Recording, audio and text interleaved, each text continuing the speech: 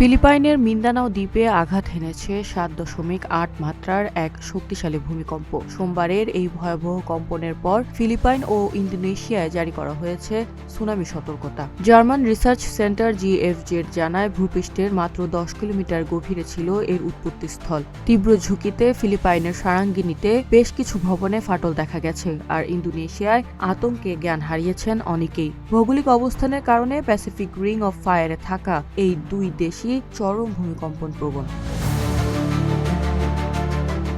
এদিকে ভুটানে আঘাত হানা অপর এক ভূমিকম্পে কেঁপে উঠল বাংলাদেশও। রোববার রাত ১১টা ৩৬ ঢাকা সহ দেশের বিভিন্ন স্থানে ভূমিকম্পন অনুভূত হয়। ইউএসজিএস এর তথ্য মতে, ভুটানের পুনাখা থেকে ১৫ কিলোমিটার দূরে সৃষ্ট ৫.৬ মাত্রার এই কম্পনটির গভীরতা ছিল ১০ কিলোমিটার। বিশেষ করে রংপুর, বগুড়া সহ দেশের উত্তরাঞ্চলে তীব্র আতঙ্ক ছড়ায় এটি।